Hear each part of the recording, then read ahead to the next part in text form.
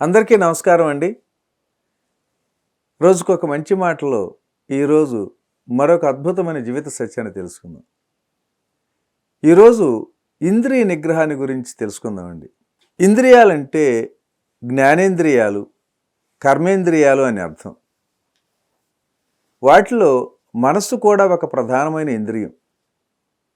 అదే కర్మలకు కారణమైన ప్రధాన ఇంద్రియం కూడా. తనకి ఇష్టమైన దానికోసం పోవటం మనసు యొక్క సహజ లక్షణమే. అయితే దానికి ఇష్టం లేని దాని మీదకి పోదు. ఎంచేతంటే దానివలన మనసుకు ప్రయోజనం లేదు కనుక. అలాంటప్పుడు ఎందుకు శ్రమపడాలి? కాబట్టి మనస్సుకు అంటే ఇంద్రియానికి ఏది ఆకర్షణగా ఉంటుందో, దేని వలన తాను కోరుకున్న ఆనందం కలుగుతుందో దాని మీదనే ఆసక్తి ప్రసరిస్తుంది. అది లౌకికమైన తాత్కాలికమైనటువంటి ఆనందం. కష్టసాధ్యమైన విషయాల వైపు మనస్సు పోదు. అటువంటి మనస్సును నిగ్రహించి దానిని మంచి విషయాల వైపు మళ్లించటం ఎంతో కష్టసాధ్యమైన కార్యం. ఆ విధంగా మనస్సును మళ్లించగల శక్తిని సమకూర్చుకోవటాన్ని ఇంద్రియ నిగ్రహం అని కూడా అంటారు.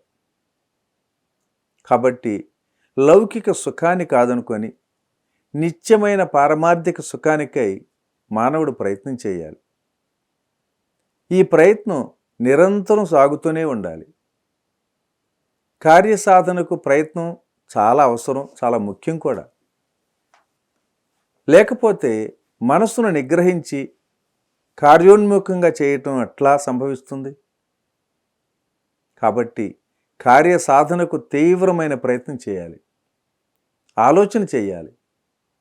ఆలోచన అంతర్ముఖం చేసుకొని మనస్సు ఏ విషయాలకు లోనవుతుందో వాటిని నిరోధించుకునే ప్రయత్నం కూడా చేయాలి.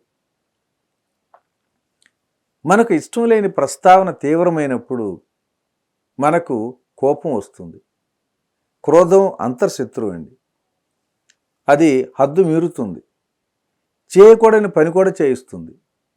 మాట్లాడకూడని మాటలు కూడా మాట్లాడిస్తుంది. దీనివలన ఎంతో అనర్థం కూడా జరుగుతుంది. అది తనకు మంచిది కాదు, ఎదుటివారికి ప్రయోజనం కలిగించదు కూడా.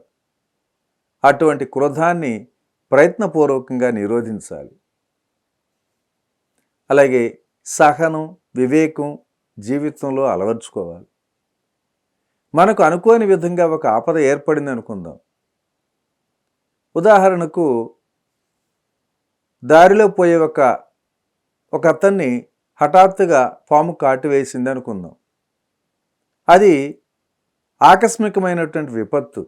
దానికి ఏడ్చి పొడబొబ్బలు పెట్టి ఇతరులను నిందించి పాముపై క్రోధం పెరిగి దానిని చంపటానికి ప్రయత్నించి అది కనపడకుండా పోయి భయం పెంచుకుంటూ పోతే చేయవలసిన కార్యం మరిచి సమయం ఎంత వ్యర్థమవుతుందో.